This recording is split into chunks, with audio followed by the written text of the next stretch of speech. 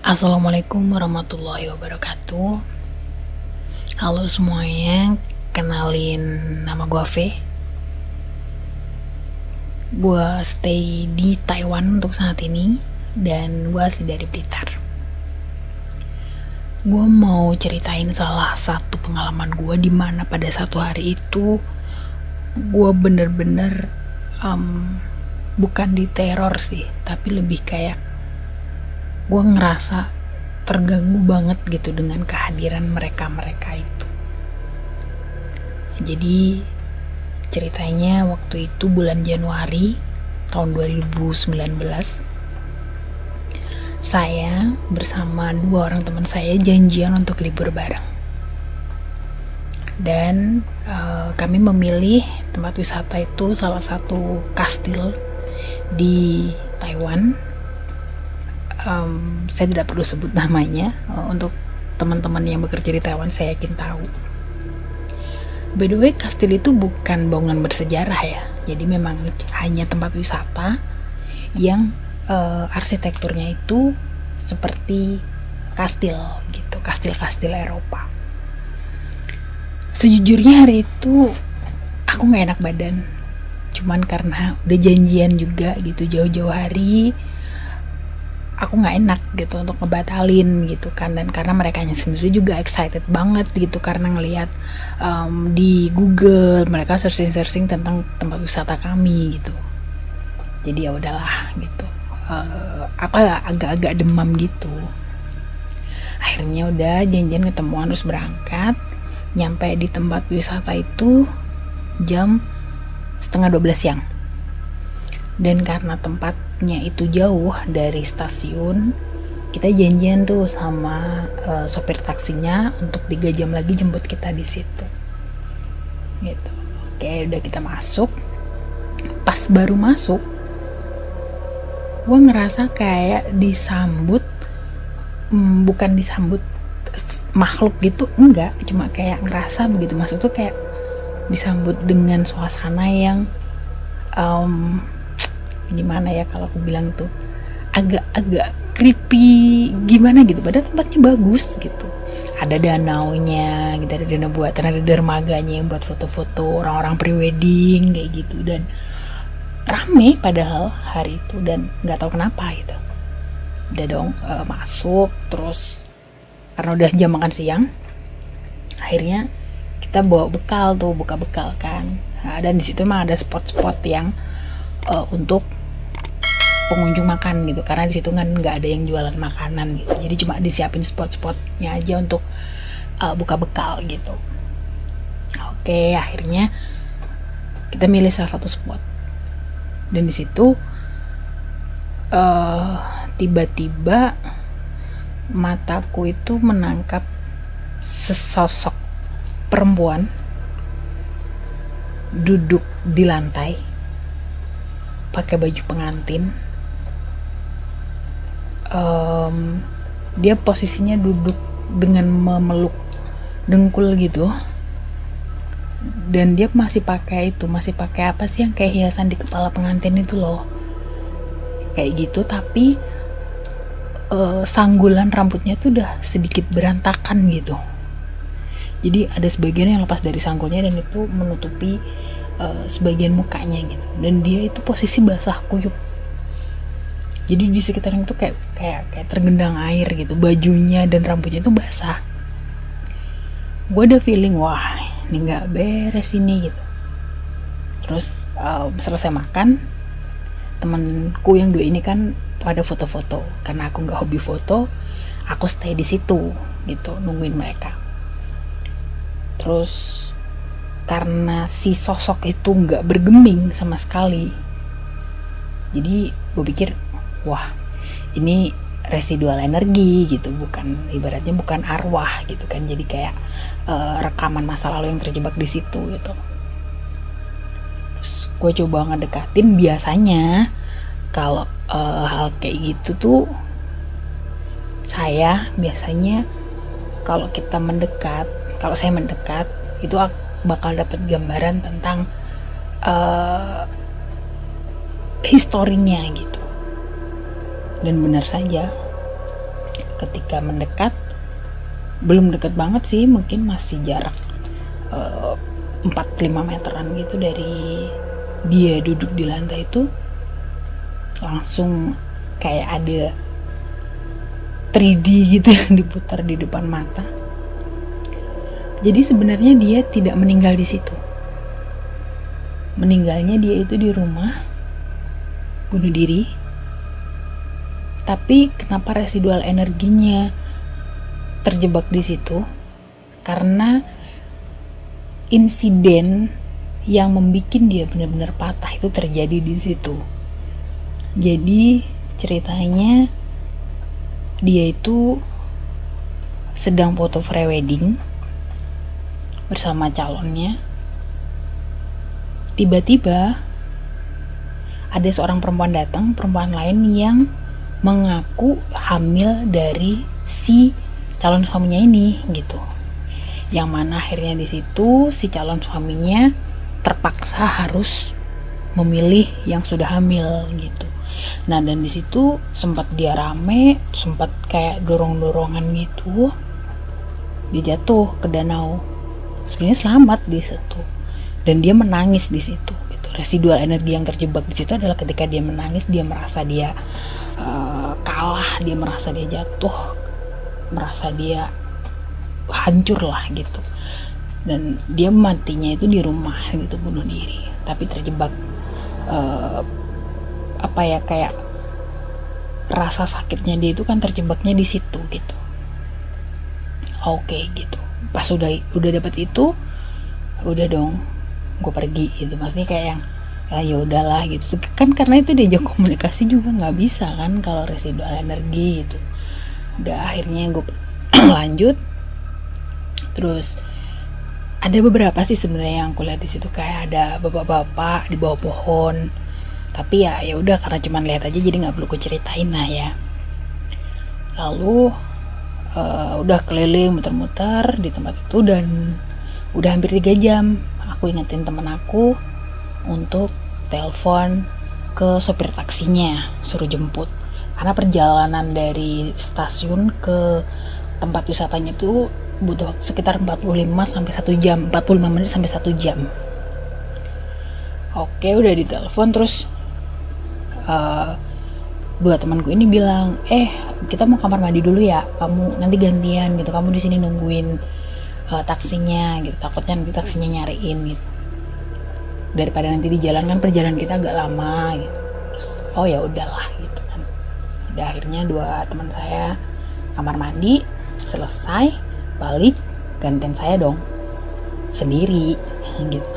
Terus masuk,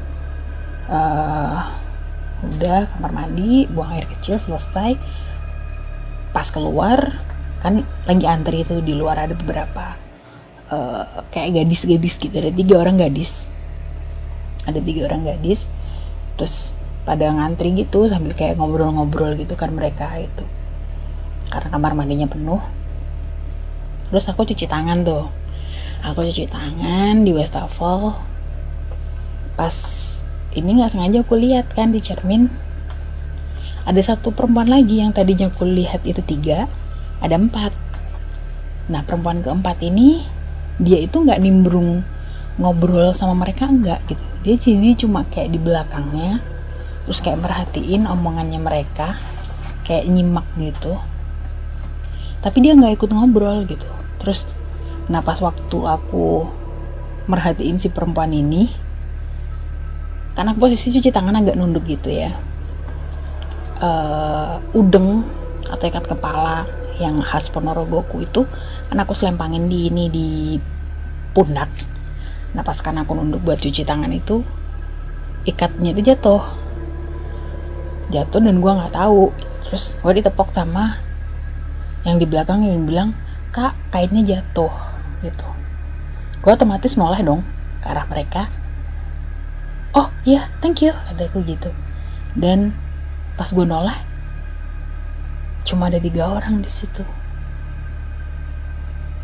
Udah gue ambil kain gue yang jatuh kan, udeng yang jatuh itu gue lanjutin cuci tangan, tapi di cermin itu 4 orang. Gue masih kayak ini gue salah lihat atau gimana gitu kan. Terus gue toleh lagi ke belakang, 3 orang, di cermin 4 orang. Wah udah, gue langsung ngerasa wah ini bukan gue salah lihat gitu, tapi sesuatu hal yang salah yang sedang gue lihat gitu. Terus akhirnya ya udahlah gitu, aku yang udah beres-beres lanjut, udah keluar aja gitu. Dan gue saat itu gue mikir, kok hari ini gue intens banget ya gitu interaksinya sama mereka. Dan gue pikir itu karena gue lagi nggak enak badan, karena kayaknya gue pernah dengar bahwa ketika kita sedang lelah, ketika kita sedang sakit, itu frekuensi kita tuh down banget, turun yang sekiranya tuh hampir setara sama frekuensinya mereka gitu. Jadi mereka bakalan lebih mudah ibaratnya untuk manjat frekuensi kita dan berinteraksi sama kita, katanya sih seperti itu. Dan mungkin itu yang terjadi pada saya hari itu, karena saya posisikan juga lagi nggak enak badan dan gua paksain banget buat jalan-jalan gitu ibaratnya. Jadi udah nggak enak badan, tambah capek, terus sedikit mabuk perjalanan juga gitu. Udah akhirnya udah dong, tukang taksinya datang pulang, kita balik ke stasiun. Nah 2 orang ini kan termasuknya baru ya dibandingkan saya. Dia jadi baru datang di Taiwan itu baru berapa bulan gitu, dan karena dua-duanya masih anak baru, jadi aku ngerasa kayak bertanggung jawab untuk nganterin mereka pulang gitu, walaupun aku dengan kondisi yang tidak enak badan gitu. Terus aku bilang ya udah, aku anterin kalian sampai stasiun tempat kalian gitu. Udah perjalanan hampir 2 jam dari tempat itu, dari stasiun ke stasiun kota mereka. Udah akhirnya mereka udah turun pulang. Gue naik lagi nih, mau balik ke tempatku. Itu waktunya sekitar jam 6, jam 5, jam 6-an lah ya, udah mulai agak gelap gitu. Gue tuh kalau naik kereta tuh kan gue nggak suka tuh duduk di dalam, walaupun gue beli karcis juga gue lebih suka berdiri di depan pintu gitu, karena di situ biasanya banyak anak-anak Indo kan yang kayak ya libur gitu, jadi situ ngobrol-ngobrol gitu sama mereka gitu. Dan hari itu juga aku aku berdiri di depan pintu, posisinya udah maghrib gitu, udah mau gelap. Karena udah ada notice dari petugas petugas kereta api, stasiun, bahwa kereta mau berangkat. Gue agak mundur dikit gitu, gue duduk, karena gue pikir udah nggak ada orang yang naik lagi kan, jadi gue bisa duduk nih gitu, selonjoran kan ya. Udah gue duduk, posisi gue meluk dengkul, karena gue emang bener-bener badan gue tuh gak enak banget rasanya, kayak puyeng, terus demam, gak enak banget rasanya tuh, kayak gue hari itu tuh kayak gak menikmati hari gitu. Udah kayak gitu, karena gue pikir udah gak ada orang yang naik kan. Nah tapi ketika pas sudah detik-detik akhir pintu mau ditutup tuh ada yang naik lewat di depanku, posisi kan aku nunduk ya, jadi ada lewat di depanku tuh. Gue liatnya tuh kaki gitu, tapi dia tuh nggak pakai sandal, nggak pakai sepatu juga gitu, nyeker. Gue sempat mikirnya kayak, wah ternyata di Taiwan ada orang nyeker juga gitu, yang kita tahu orang sini tuh kayak bersih banget gitu, kok ya ada orang naik kereta api nyeker gitu. Gue kan lihat dia lewat di depanku gitu. Nah terus karena gue penasaran, pengen lihat gue orangnya kayak apa sih yang nyeker gitu. Gue dongak dong, dari yang posisi gue nunduk itu gue dongak, gue angkat kepala, dan yang gue lihat itu cuman kaki berjalan di depan gue. Dia itu nggak sampai pangkal paha, dia cuma sampai setengah paha, kayak putus gitu, nggak tahu lah pokoknya kayak gitu. Dan pokoknya dia cuma sampai setengah paha, dan itu jalan di depan gue gitu, depan gue terus masuk. ke gerbong. Dan udah gue nggak tahu lagi kemana perginya itu kaki. Gue speechless banget, yang kayak yang oh my god, ini apa lagi gitu. Udah dong, akhirnya kayak udah gue cuma berdoa sama dia, udahlah udah gitu. Gue badan gue udah kayak gini banget, terus masih juga dikasih lihat kayak gitu. Karena kan ketika mereka menunjukkan eksistensi mereka secara solid kayak gitu, mereka juga ngeresep energi kita gitu. Mungkin itu juga yang bikin kayak gue makin tambah drop gitu rasanya kan. Udah akhirnya itu gue bener-bener kayak yang doa sampai gue tidur karena saking capek dan gak enak badannya. Gue sampai ketidur. Dan satu hal lagi yang terjadi masih di kereta, gue ketidur dan tiba-tiba gue ngerasa kayak ditampar. Itu bener-bener kenceng ditamparnya, yang bener-bener plak gitu, sampai gue yang dari tidur itu bener-bener melek gitu. Sampai gue tuh udah mau marah gitu, siapa yang nampar gitu kan. Tapi gak ada orang. Bukan gak ada orang sih, maksudnya kayak gak ada orang yang di dekat gue gitu. Posisinya gue kan tidur ngadep ke kayak nyender ngadep ke pintu gitu. Jadi depan gue tuh cuma pintu, gak ada orang gitu. Kalaupun ada tuh di belakang lagi pada ngobrol-ngobrol gitu. Cuman ternyata yang gue lihat adalah ada perempuan pakai baju merah, rambutnya panjang, di luar pintu, dan posisi kereta sedang berjalan. Jadi itu apa?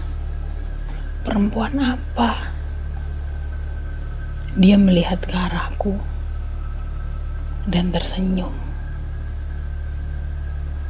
Dan di dalam senyumnya itu aku seperti melihat kayak dia itu seolah berkata, bangun, kamu udah mau sampai gitu. Dan ternyata bener, setelah beberapa saat kayak perempuan tuh kayak mundur gitu. Dari dia stay di depan kacanya pintu kereta itu, jadi kayak tau-tau dia mundur, jadi kayak ketinggalan kereta gitu, terus hilang kan. Nah habis itu notis berbunyi bahwa aku udah mau nyampe di stasiunku. Gue dalam hati walaupun sedikit shock ya, tapi gue thank you lah gitu, ibaratnya udah ngebangunin gue. Kalau nggak mungkin entah gue sampai mana-mana gitu kan. Udah akhirnya gue turun terus ada notif lain gitu kan. Gue lihat teman gue, dia bilang mungkin dia ngelihat status di FB gue yang lagi libur gitu ya. Terus dia nanya, kamu liburan kemana? Katanya gitu. Terus udah balik nih, kataku kan, udah balik ke Cunan gitu, ke tempat tinggalku. Terus dia bilang, wah kebetulan gue lagi di Cunan nih, kamu udah makan belum? Kita makan yuk, kata dia gitu. Oh kamu libur juga, kataku.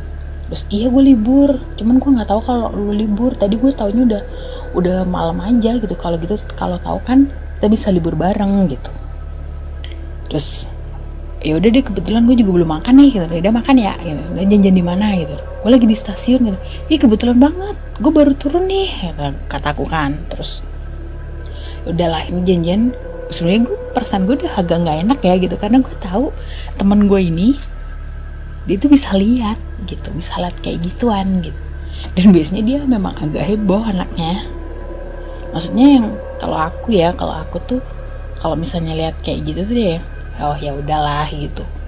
Kalau temanku tuh pasti yang kayak lihat deh kayak gitu. Aku udah hafal banget karena ini teman lama banget gitu. Sebut saja nama dia Ayu ya. Nah, akhirnya udah deh ketemuan kita kan. Ketemuan terus udah mau jalan, mau ke toko Indo di belakang stasiun. Jalan, pas keluar dari area stasiun kita papasan sama seseorang. Terus dia itu bilang ke aku, sebentar lagi hujan loh, kalian gak bawa payung gitu. Terus ya gue bilang yang, oh iya makasih gitu. Udah berlalu sosok itu. Terus si Ayunya tuh tiba-tiba ngecengkram tanganku tuh kenceng banget ini lengan. Terus bilang, yuk ada apa, kataku. Terus dia kan manggil aku tuh Nduk ya. Nduk, lu lihat gak sih yang barusan ngomong sama lu, kata dia. Iya, emang kenapa gitu kan. Kok lu nanya kenapa, kata dia. Emang menurut di mata lu dia tadi sosoknya kayak gimana gitu.